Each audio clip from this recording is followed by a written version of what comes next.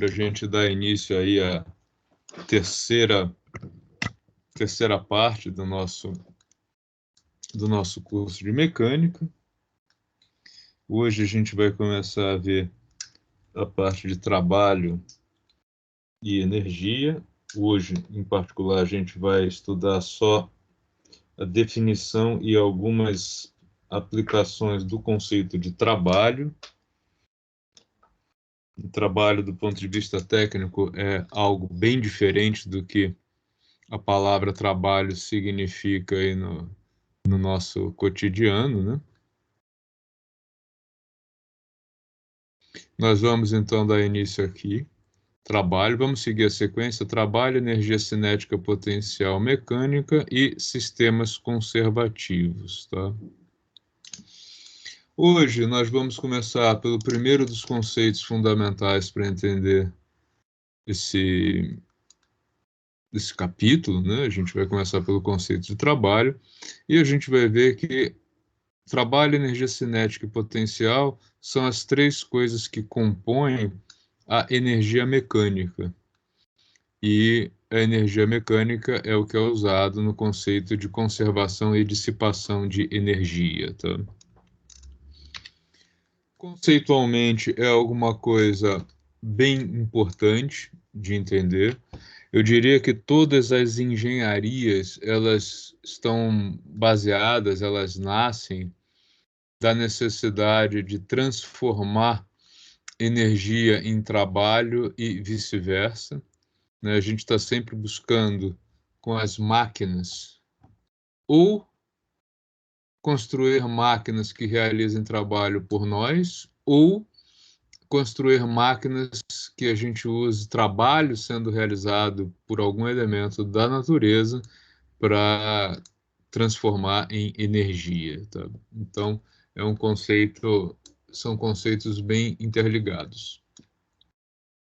Vocês já tiveram contato com esse conceito de trabalho e energia em algum momento no ensino médio? Algum de vocês chegou a ter aula sobre isso? Professor, assim, de primeira instância, eu não me recordo não, mas pode ser que no decorrer das aulas, pode ser que eu consiga lembrar se eu tive ou não. Tá. Eu vou começar a inserção, né, desses conceitos com um exemplo que eu acho que deve entregar alguns de vocês, né? Como é que eu consigo transformar a energia, gerar energia elétrica a partir da energia da água? Então, aqui a gente tem um mecanismo que é exatamente o de transformar trabalho em energia. Primeiro passo, né, numa hidrelétrica convencional como essa aqui, que tem uma barragem. Por que eu tenho que ter a barragem?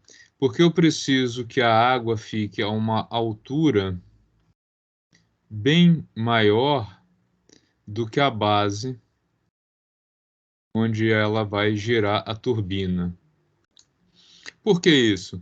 Porque ela precisa acumular energia potencial gravitacional, que está associada à massa, à gravidade e à altura em relação ao solo. Então é por isso que eu preciso que a água seja acumulada em grande quantidade e numa barragem com uma altura considerável. Quando eu começo a liberar a água para que ela desça, eu faço um processo de transformar energia potencial gravitacional em energia cinética de movimento. A água vem ganhando velocidade e perdendo altura, então ela troca energia potencial pela energia de movimento que está relacionada à massa e à velocidade. Quando ela chega na altura em que ela vai encontrar a turbina, aí essa energia cinética vai ser usada para realizar um trabalho mecânico que, por sua vez, vai induzir uma energia elétrica num circuito, tá? Então a gente tem aqui energia potencial gravitacional, energia cinética de movimento, trabalho sendo realizado e energia sendo gerada, energia sendo transformada, só que em de um outro tipo de energia, né? Que é a conversão aí do trabalho em energia elétrica, tá? Como isso acontece? Como eu disse a vocês aqui em cima, a gente começa com energia, com acúmulo de energia potencial gravitacional. Ao longo da descida, essa energia vai sendo transformada em cinética, e aí vem a mágica final, que é usar essa energia para gerar a turbina, né, realizando trabalho, e este trabalho transformar energia mecânica, o trabalho, em energia elétrica. Eu não sei se vocês já viram isso na disciplina de eletricidade, como é feita essa transformação aí da rotação em energia elétrica. Já viram isso?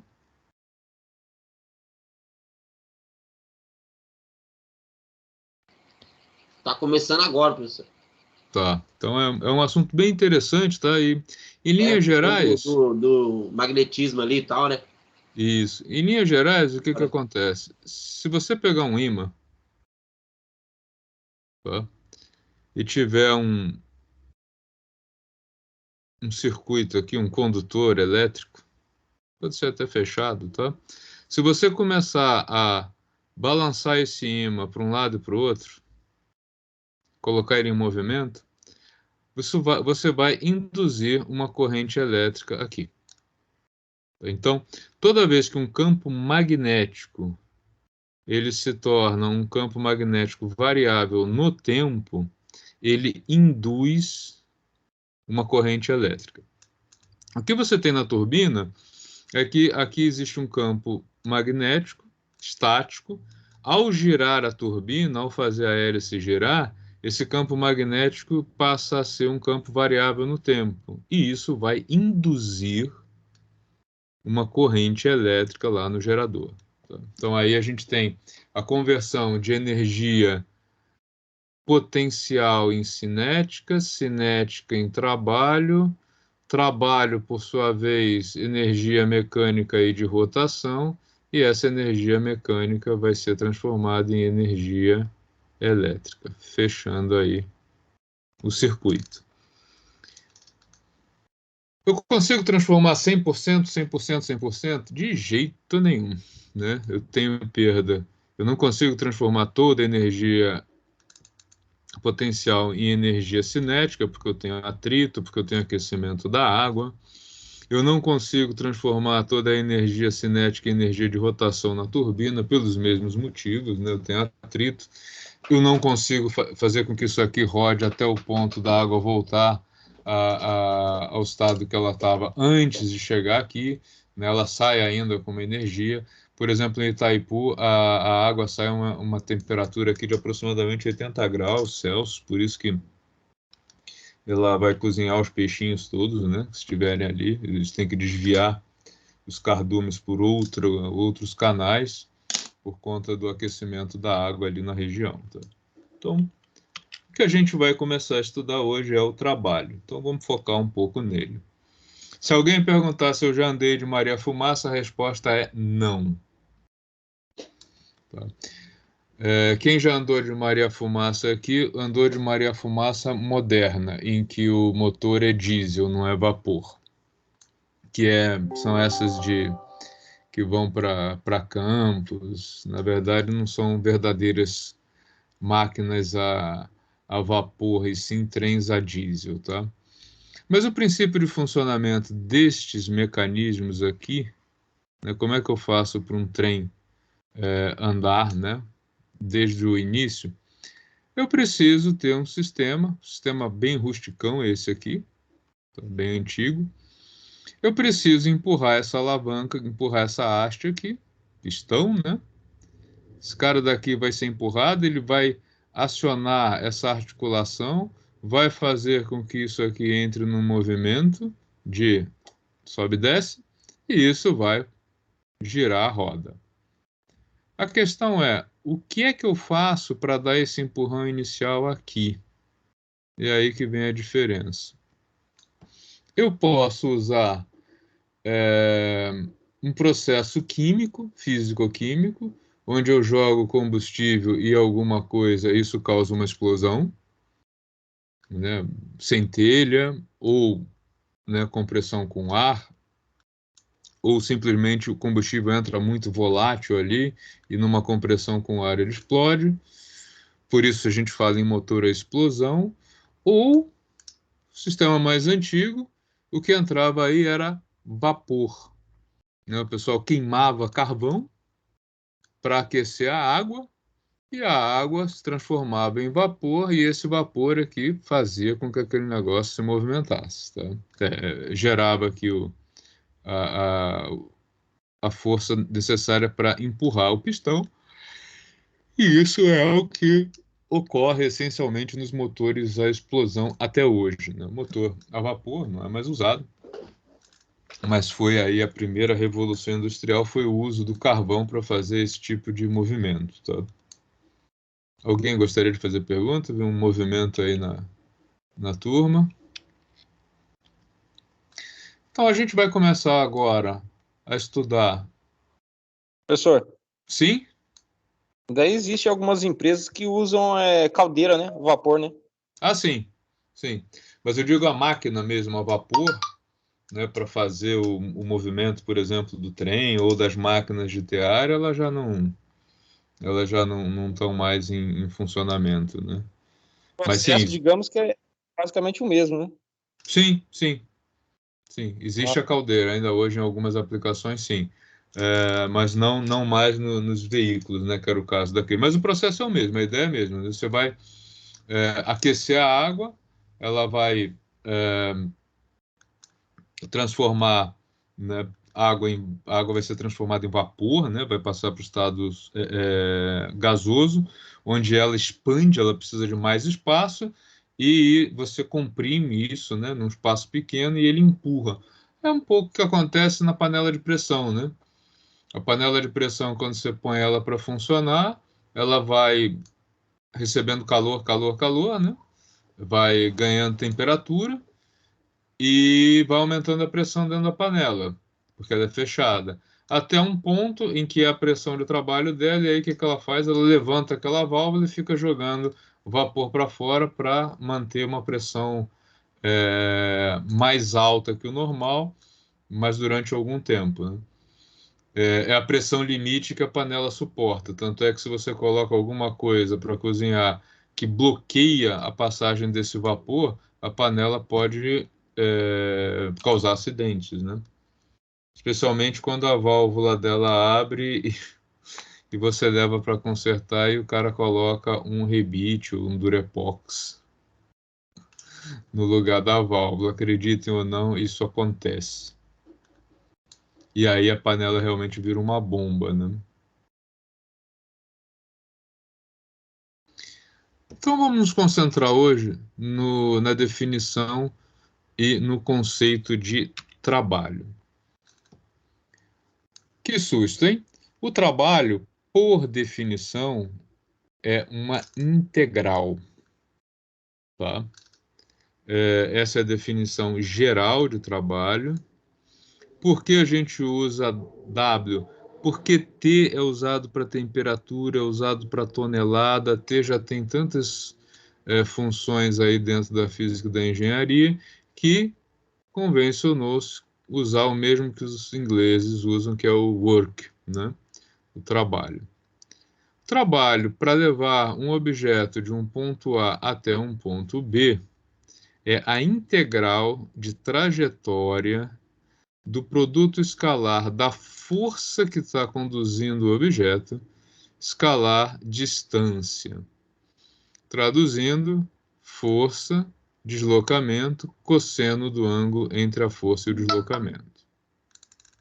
É uma integral chata de trabalhar, é uma integral de trajetória, não é uma integral como a que vocês estão vendo ou já viram em cálculo, tá? É uma integral que, em geral, não se vê na graduação. Como que a gente vai trabalhar com isso? Nós vamos trabalhar no caso particular, mais comum nas aplicações de engenharia, nas aplicações tecnológicas, tá? Que é o caso em que a força é constante, tá? Em módulo, direção e sentido, então tem que ser uma força constante, e que a gente não precisa ter preocupações com a trajetória. Nesse caso, o trabalho, né, a integral do trabalho é igual ao produto da força aplicada, deslocamento, cosseno do ângulo entre a força e o deslocamento. Em geral, a gente vai trabalhar com forças paralelas ou antiparalelas, ou seja, mais ou menos um aqui, tá? Por exemplo, se eu tenho um objeto apoiado numa superfície plana, eu empurro esse objeto com uma força F paralela aqui à superfície. Qual é o ângulo entre a força e o deslocamento? É zero. Cosseno de zero é 1. Tá? Então, como é que eu calculo o trabalho realizado aqui? Força, deslocamento e só. Tá? Qual é a unidade de trabalho? Pela definição geral, trabalho é medido nas unidades, né, de força vezes deslocamento, ou seja, Newton vezes metro. Newton vezes metro é a própria definição da unidade Joule, que é a mesma unidade usada para energia. Tá? Então, trabalho e energia usam a mesma unidade, ou seja, trabalho está diretamente vinculado à energia. Melhor maneira de estudar isso? Vamos fazer alguns exemplos? Vamos lá, vamos ver como é que esse conceito se aplica, como é que a gente pode trabalhar isso, tá? Então a gente vai começar com o primeiro exemplo, em que um objeto com uma massa de 5 kg, ele é arrastado por 10 metros. Ô, professor, Vamos lá, então. Então a gente tem um objeto com 5 kg, que ele vai ser arrastado por 10 metros numa superfície horizontal. Tá? E ele vai ser empurrado por uma força de 80 newtons, que é paralela a essa superfície. Vai ter atrito? Sim, coeficiente de atrito entre o objeto e a superfície está aqui. Né? O μ é de 0,4. E a pergunta é qual foi o trabalho realizado sobre este deslocamento. Então, o desenho do que aconteceu está aqui. Né? O objeto está apoiado sobre essa superfície, a Terra puxa ele para baixo, peso, a força normal, reação da superfície sobre o objeto está aqui, não existe movimento no eixo vertical. Você vai e empurra o objeto, você aplica uma força F, e aí aqui a gente vai entender a importância dessa força ser paralela à superfície. Tá? Como resultado, o atrito do ar da graça aí se opõe ao movimento, como sempre. Tá? Cada uma dessas forças, a gente pode calcular o trabalho de cada uma delas. Como é que seria, então? Lembrando que a definição de trabalho, nesse caso, ficou força vezes distância vezes o cosseno do ângulo entre as duas. Tá? Trabalho realizado pela força aplicada. Força aplicada, distância A até B. Qual é o ângulo entre esta força e o deslocamento? É zero, né? O objeto é empurrado para lá, então são paralelos o deslocamento e a força aplicada. Já a força de atrito, ela forma um ângulo de 180 graus com o deslocamento. Né? O objeto é deslocado de A para B e a força de atrito aponta para o lado oposto. Então a gente tem aqui 180 graus de ângulo. Forças peso e normal são perpendiculares à superfície. Então, 90 graus e 90 graus para as duas. O que vai acontecer? Cosseno de zero é mais 1. Então, o trabalho da força aplicada é simplesmente força vezes distância. Cosseno de 180 é menos 1. Então, o trabalho da força de atrito é menos força de atrito vezes deslocamento. E o cosseno de 90 graus é zero. Então, nem a força peso, nem a força normal realizam trabalho nesse deslocamento. Sempre que uma força é perpendicular ao deslocamento, ela não realiza trabalho, né? A gente sabe que a força de atrito é produto do coeficiente pela força normal. Então, se nós somarmos, né, todos os trabalhos realizados sobre o objeto, o que a gente vai ter? Força aplicada, menos μmg da força de atrito, e vezes a distância. Então, neste caso, o exemplo fala em 80 newtons de força aplicada, coeficiente de atrito 0,4, massa do objeto 5 kg.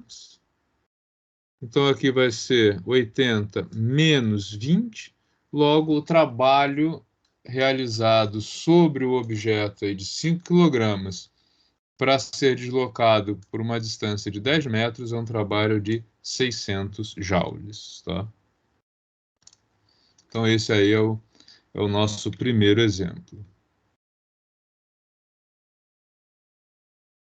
E na vertical? Tá, tudo bem? Alguma dúvida nesse primeiro exemplo?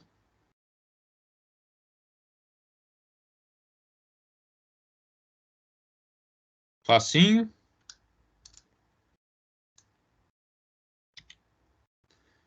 Agora a gente vai ver o exemplo vertical, tá? Onde nós temos um objeto agora de 2 kg, que ele vai ser abandonado a partir do repouso de 45 metros em relação ao solo. O objeto cai e chega lá embaixo 3 segundos após ser abandonado, né? O que significa que a gente pode desprezar aqui as forças de atrito, tá? Então, por hora, a gente vai desprezar o atrito nesse movimento de queda livre. Pergunta é a mesma: qual o trabalho realizado sobre o objeto neste deslocamento? Tá? Vocês vão copiar esse também no caderno? Ô, professor, eu fiquei mais fácil que eu tô tirando foto, mais tranquilo. Tá, Pode dar continuidade. ok. Então, agora a gente passa para um movimento vertical. O que acontece aqui? Ó, inicialmente o objeto está parado, então a velocidade inicial dele é zero, tá? Ele está lá quietinho. Quando a gente solta ele, ele começa a cair devido à ação da força peso, tá? Ele cai, cai, cai, até chegar no solo. E ele disse que isso ocorre em 3 segundos, ou seja, eu posso desprezar a força de atrito. Qual foi o trabalho realizado nesse movimento de queda?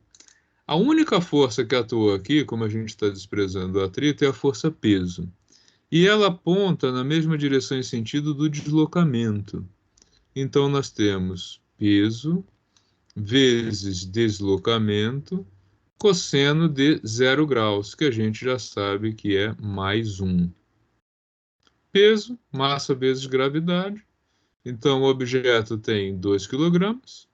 Gravidade a gente continua usando 10. E a distância percorrida, 45 metros. O objeto vai descer e será, porque foi realizado sobre ele, né, pela força-peso, um trabalho de 900 joules. Tá? Tudo bem até aí? Professor. Ok. Observe o seguinte: tanto no caso anterior como nesse caso, o trabalho ficou positivo, o trabalho total, e o objeto foi ganhando velocidade. Tá?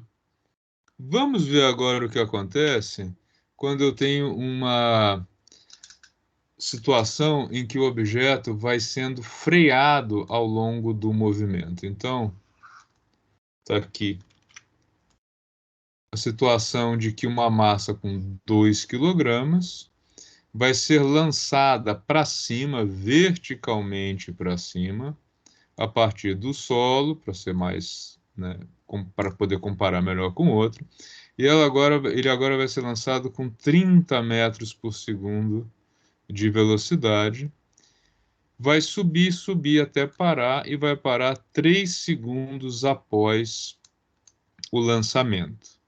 Pergunta-se qual foi o trabalho realizado sobre o objeto neste deslocamento. A gente pode, desprezando o atrito, né, a gente pode aplicar a equação de Torricelli, tá? Ou poderia ter calculado diretamente pela equação que dá posição em função do tempo também, tá? Que a gente viu lá no bloco 1 da disciplina. Nós podemos ver que o objeto para quando atinge uma altura de 45 metros. Tá? Por aqui nós teríamos que a altura máxima é igual à altura inicial, que é 0, velocidade inicial, que foi 30, tempo que ele demorou para chegar lá em cima, 3, menos 1 meio de 10, tempo que o objeto demorou para chegar lá em cima, 3 segundos. Tá? Então aqui a altura vai ser igual a 90 menos 1 meio de 10 vezes 9. Ou seja, 90 menos 45 igual a 45 metros. Tá? Então, tanto por aqui quanto por essa outra equação, o objeto para ao atingir a altura de 45 metros. Qual trabalho foi realizado aí nessa subida em que o objeto foi ganhando altura e perdendo velocidade? A força que atuou ao longo da trajetória foi a força-peso, que aponta para baixo, mas o objeto se deslocou para cima. Então, o ângulo entre o peso e o deslocamento não é mais de 0, mas sim de 180 graus. Então, o trabalho realizado sobre esse objeto é a força, distância, cosseno de 180. Nesse caso, massa, gravidade, deslocamento, menos 1. Então, nós temos um objeto de 2 kg, aceleração 10, distância 45. Esse objeto sofreu, né, sobre ele foi exercido um trabalho de menos 900 joules. Notem que agora o trabalho é negativo e o que aconteceu ao longo da trajetória? O objeto foi perdendo velocidade. Se a gente comparar o exemplo 2 com o exemplo 3, eles têm os mesmos dados. Tá? No exemplo 2, o objeto foi abandonado de 45 metros, a partir do repouso. Então, ele desceu e sobre ele foi realizado um trabalho de mais 900 joules. Né? Ele desceu perdendo altura e ganhando velocidade. No terceiro exemplo, o objeto com a mesma massa foi jogado para cima com 30 metros por segundo e subiu 45 metros. O que aconteceu? Sobre ele foi realizado um trabalho negativo de menos 900 joules. Tá? Então, se a gente pensa em um ciclo completo, em que um objeto foi lançado, subiu, parou e depois voltou até a Terra, sem atrito, na ida, menos 900 joules, e na volta... Vocês não estão me ouvindo? A Rosana disse que ficou mudo. Alô, vocês estão ouvindo? Aqui dá para ouvir. Ixi, Rosana, será que é a sua internet que caiu? Professor, Oi. o Lucas Oliveira de Paula falou que a internet dele também está instável, ele não vai conseguir assistir a aula. Tá. Avisa ele para depois ver a gravação. Maravilha. Tá, Lucas Oliveira de Paula, tá bom. Já anoto aqui, já. Então, olha só. Quando o objeto foi lançado para cima, trabalho realizado que reduziu a velocidade dele de 30 até zero foi de menos 900. Na volta, ele foi ganhando velocidade devido à ação da força. Opa!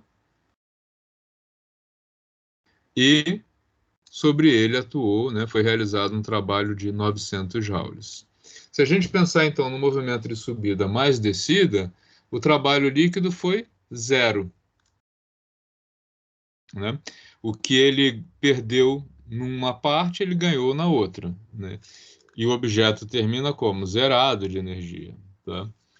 O que a gente vai ver nas próximas aulas é que, na subida, ele trocou velocidade por altura. Ele trocou no linguajar de energia, ele subiu trocando energia cinética por potencial. E quem fez essa troca, quem propicia essa troca, foi o trabalho realizado pela força-peso. Na volta, foi o oposto. A força-peso foi transformando energia potencial em cinética. O objeto foi perdendo altura e ganhando velocidade. Ok? Quando que um processo vai ocorrer fechando um ciclo com trabalho zero? Só nessa situação hipotética de trabalho de perda nula, né, sem força de atrito. Na prática, a gente tem que na subida ele não vai atingir os 45 metros, ou ele vai ter que ser lançado com uma velocidade maior, contando com desperdício, com a perda, e na volta ele vai sofrer uma perda também. Como é que a gente estuda a eficiência dos processos? Né, que você agora vai me dizer, eu estou estudando uma coisa que não serve para nada. Não. A comparação é feita exatamente com esse processo sem atrito, tá? Como é que você calcula a eficiência de um processo, de uma máquina? Você pressupõe que ela não sofre nenhuma perda, depois faz a medida sobre o processo real, e pela comparação entre os dois é que é estimada a perda no processo, e que vai determinar o quão eficiente é um processo, o quão eficiente é uma máquina. Ok?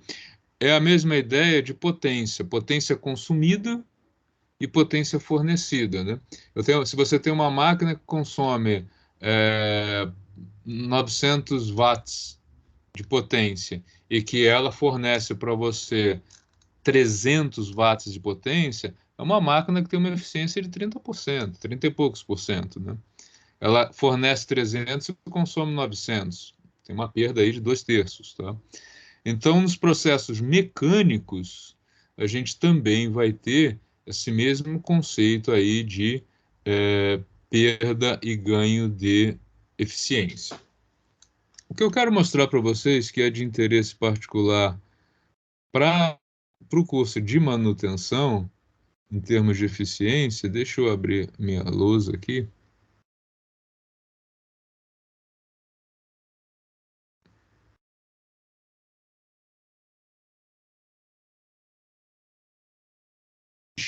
Tá lendo. E agora não é internet, não, é o computador mesmo.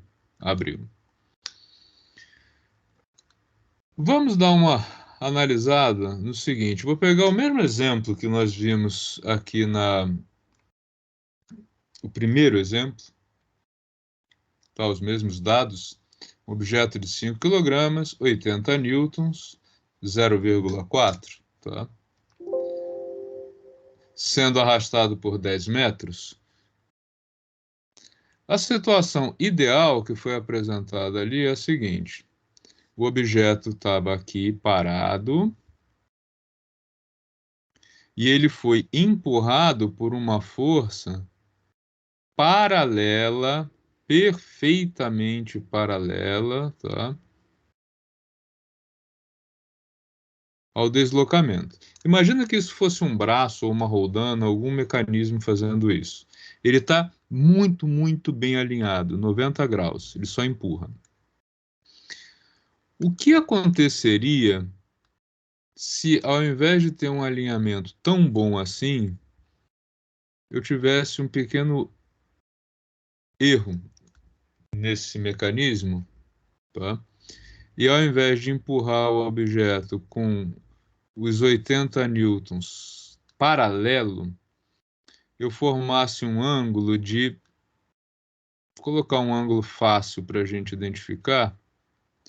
Eu lhe formasse um ângulo de 30 graus aqui, tá? Para ficar um ângulo redondo. Essa força formasse um ângulo de 30 graus com o objeto. Eu errei a regulagem. Meu braço mecânico não está certinho com 90 graus. Ele está com 30. Claro que 30 é um exagero, né? Qualquer um veria que um erro desse. Normalmente você vai trabalhar com ângulos menores, 5, 10 graus, mas coloquei um de 30 graus para a gente exagerar um pouco e analisar o efeito. O que vai acontecer aqui? Na prática, esta força ela tem uma componente que empurra o objeto na direção horizontal e uma outra componente que empurra o objeto para baixo. Tá? Então, a minha força aplicada aqui, ela agora tem componente que eu vou chamar de X e componente Y. Tá? Além dessa força, nós temos a força peso, que atua empurrando o objeto contra a superfície. Temos a força normal da bancada. E vamos ter também a força de atrito, que se opõe ao movimento. Tudo bem até aqui? Lembrando que a gente está trabalhando com uma força de 80 newtons sobre um objeto com... deixa eu rever aqui que eu já esqueci. Um objeto com 5 kg de massa, tá? E que ele é empurrado com 80 newtons já está ali, ele é empurrado, o coeficiente de atrito que faltou ali, 0,4, ok? Qual é o resultado desse erro aqui, né? Primeiro, eu vou ver aqui que esse ângulo é de 30 graus, então a força Fx é a que está ao lado do ângulo, Fx, portanto, né, se ela está ao lado do ângulo, ela é a F cosseno do ângulo, e a Fy, que é a outra componente que não está ao lado do ângulo, ela é oposta a ele, ela vai ser de F seno do ângulo. Então, nós temos que Fx vai ser 80 cosseno de 30 graus, ou seja, 80 raiz de 3 sobre 2, 40 raiz de 3 newtons, e Fy, os 80 seno de 30 graus, deixa eu colocar igualzinho de cima, tá? Seno de 30 graus, portanto, 80 vezes 1/2, 40 newtons de força. Tá?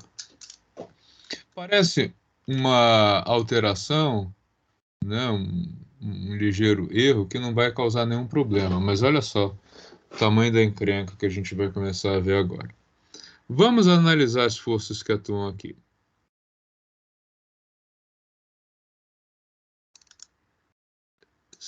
Está correto se eu disser que a força normal é igual ao peso? O que vocês acham?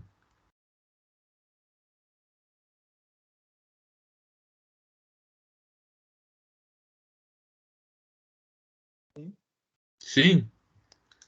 Se a força normal fosse igual ao peso, quem estaria anulando o efeito dessa componente aqui que está pressionando o objeto para baixo?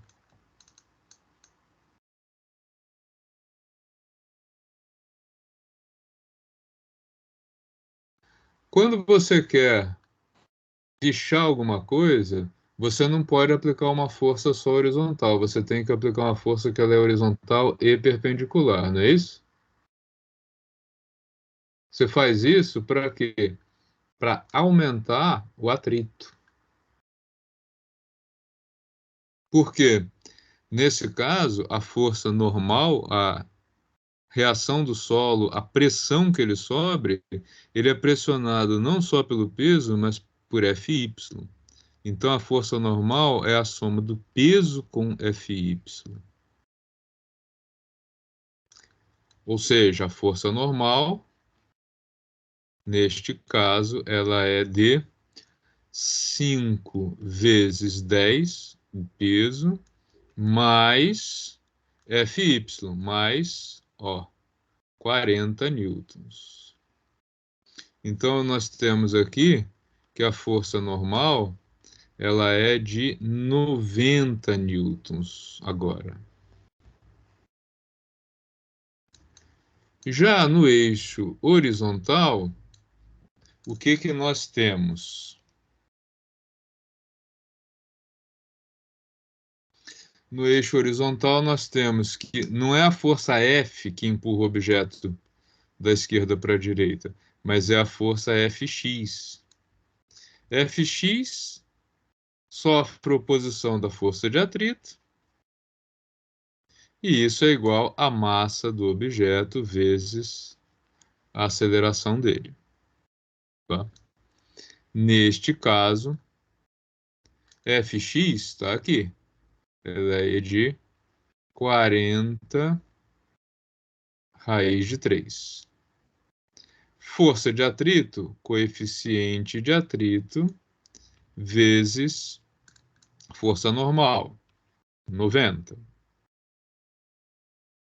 E isso é igual à massa do objeto, 5 kg, vezes a aceleração dele. Tá? Rodando a manivela, quanto que isso vai dar? Vamos ver aqui. 40 raiz de 3, 40 vezes 1,7, né?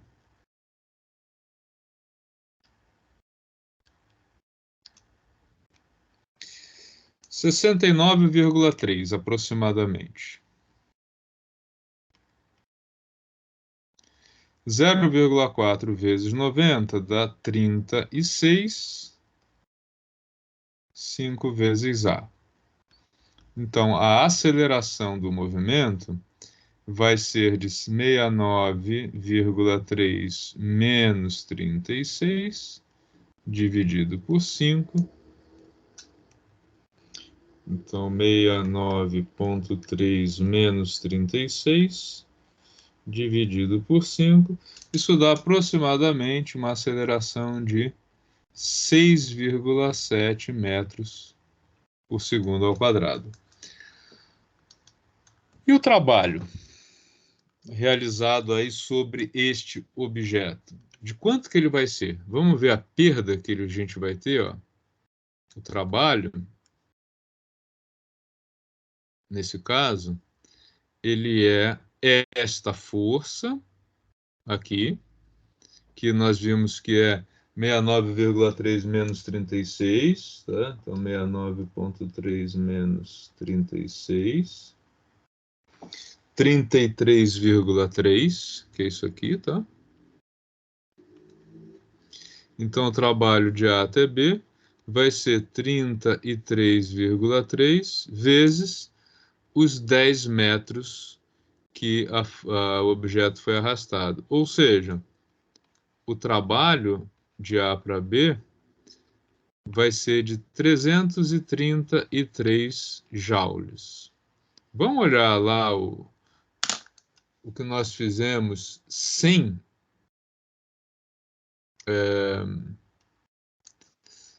ter nenhuma perda, né? Com a força sendo empurrada.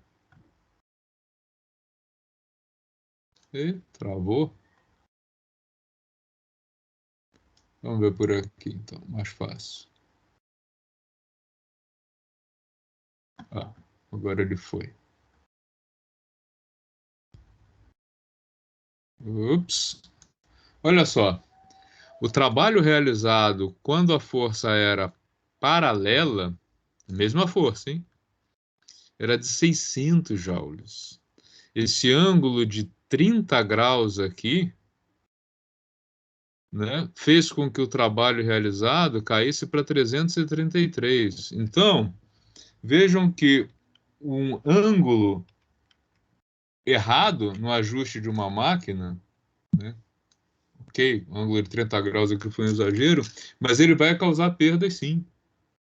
Porque ao apontar para baixo, ele não só deixou de empurrar com 80 newtons e passou a empurrar com 69,3 newtons, como ele pressionando a máquina, pressionando o objeto para baixo, aumentou a força de atrito. Então eu tive uma dupla perda. Eu perdi na força horizontal e perdi no aumento da força de atrito. Tá? E se o eixo tivesse com um erro para cima? Bom, aí você teria uma redução da força de atrito, teria só uma perda da força aplicada aqui, né? Mas de maneira ou outra, você não vai levar o objeto até aqui com a velocidade que ele deveria ir, porque vai ter uma redução da aceleração. Então, esses ajustes de ângulos de eixos, eles são importantíssimos para o bom são importantíssimos, desculpa, para o bom funcionamento das máquinas, tá? Então vejam vocês aí o quanto que é importante que esses ajustes sejam feitos exatamente dentro do padrão, né? Sem contar aqui, ó, além desse objeto não chegar aqui na velocidade que ele deveria, você ainda vai ter um desgaste muito maior entre as superfícies, porque o atrito vai ser maior do que deveria. Tá?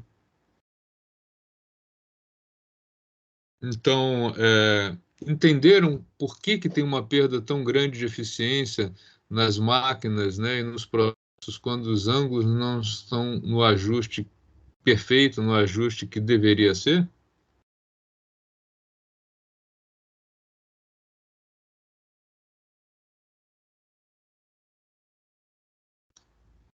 O que esse silêncio todo quer dizer? Que ninguém entendeu nada, é isso?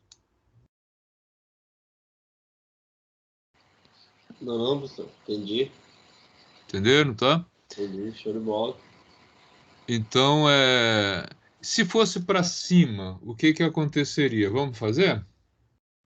Deixa eu salvar isso aqui e a gente vai ver qual seria o efeito se fosse 30 graus para cima, ao invés de 30 graus para baixo.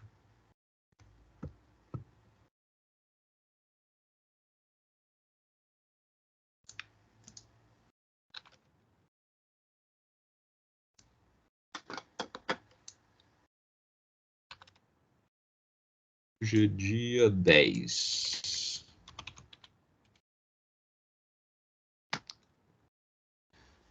Se ao invés de ter feito o ajuste errado para baixo, fosse feito para cima, vamos ver o que aconteceria. Vou apagar isso aqui. Tá? Os demais dados permanecem os mesmos. Tá?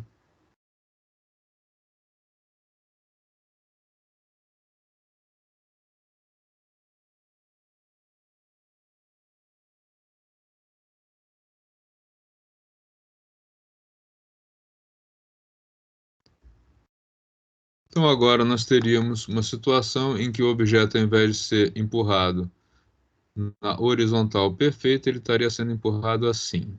Tá?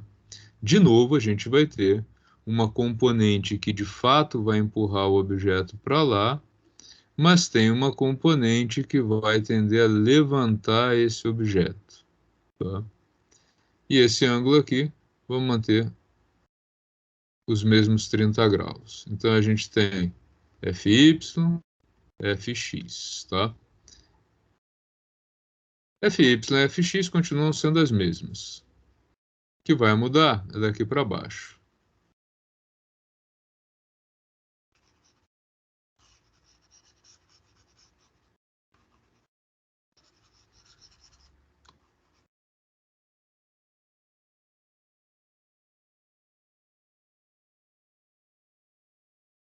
Deixa eu recortar.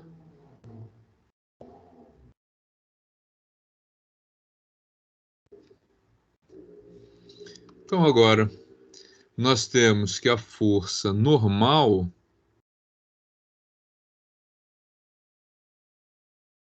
ela tem uma ajuda. Ó. Eu estou aliviando o peso sobre a bancada com essa força Y. Então, a força normal com a ajuda da força Y é que vai ser igual ao peso. Tá? Então, eu vou ter uma redução da força normal nesse caso. Então, aqui, a gente tem que a força normal é igual ao peso do objeto menos Fy. Logo, força normal vai ser igual aos 5 vezes 10 menos 40 newtons. Né? Tá bem exagerado aqui, então a força normal vai ser de apenas 10 newtons. Tá? O que vai acontecer com o trabalho? O trabalho de A até B, ele é igual, então, a força aplicada Fx menos a força de atrito vezes todo o deslocamento. Então, nós temos aqui Fx, 40 raiz de 3. Força de atrito, 0,4 coeficiente vezes Fy, vezes 40. E tudo isso vezes a distância, que é de 10 metros. Tá? Rodando a manivela, quanto que isso vai dar? 40 vezes a raiz de 3, menos 0,4 vezes 40, vezes 10. Tá? Resultado final, 532,8 joules. Tá? Lembrando que o WAB correto seria de 600 joules. Tá? Então, quando eu tenho um erro, né, um ajuste errado para cima ou para baixo, eu vou ter uma perda. Tá?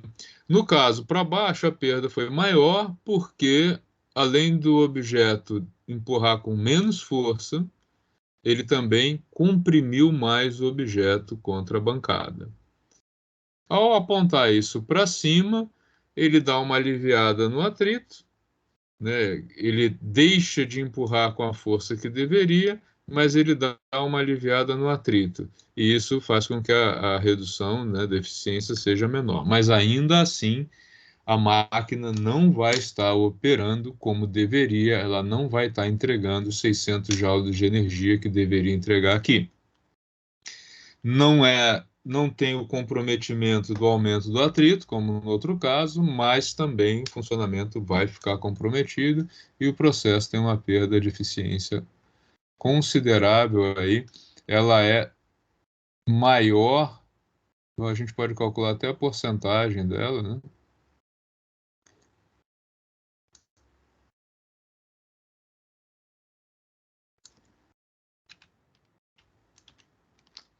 Tá, no primeiro caso,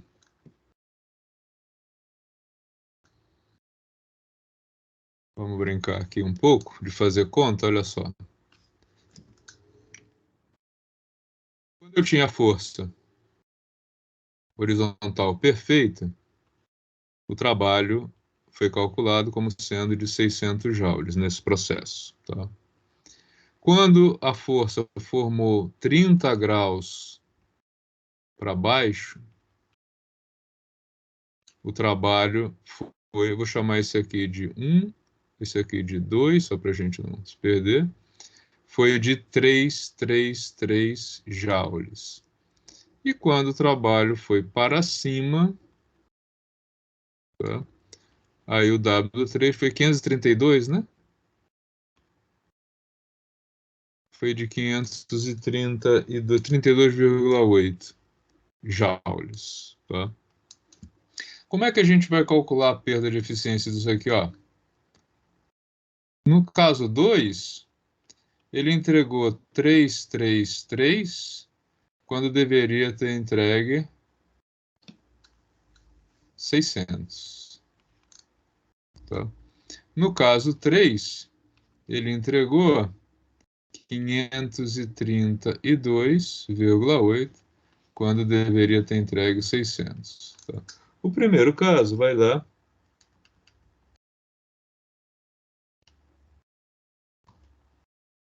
0,56. O segundo caso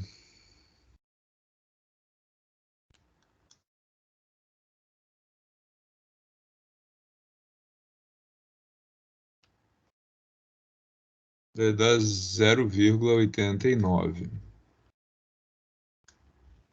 Tá? Então aqui eu atingi só 0,5, só 56% do que deveria, e aqui 89% do que deveria. Logo, né, a perda, o loss, no primeiro caso, foi de 44%. No segundo caso, ele foi de 11%. Isso é uma perda? É uma perda, sim, porque olha só, a força realizada aqui foi a mesma. Ou seja, eu gastei a mesma energia e obtive um trabalho 44% menor com esse ajuste errado e 11% menor com esse ajuste errado. Isso, no caso de uma operação de uma máquina, é dinheiro jogado fora. Você consumiu energia e não usou, tá? E não entregou. Por isso, esses ajustes de ângulos, que eles causam essas mudanças aí, eles são muito importantes. Ah, o professor exagerou com 30 graus. 30 graus todo mundo ia ver. Eu sei disso. Testem, façam com 5 graus, 10 graus. Vocês vão ver que a perda, claro, é muito menor, né? Mas ela existe. Tá? Eu coloquei valores exagerados para chamar a atenção de vocês e também para a gente ter os cálculos um pouco mais fluidos, já que a gente tem ângulos aí conhecidos. Tá? Mas é para chamar a atenção do quanto que esses ajustes de ângulos, eles causam mudanças no processo que não são boas, né?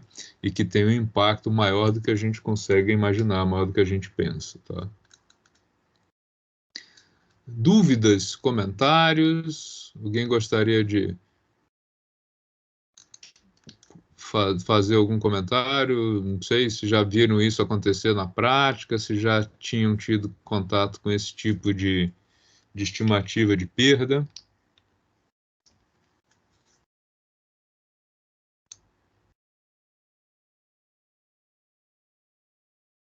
Nada? Não tive contato com isso, não.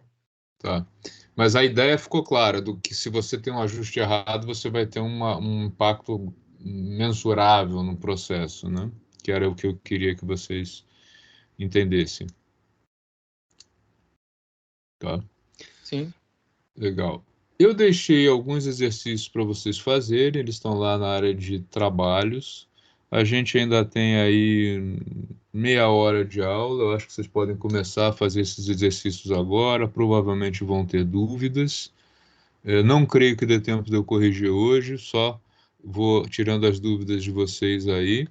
E eu gostaria que vocês tentassem de verdade, para a gente ir avançando nisso, né? Porque aí na próxima aula a gente vai para energia cinética e depois para a junção aí de energia cinética, potencial e trabalho, onde a gente fecha o ciclo, tá?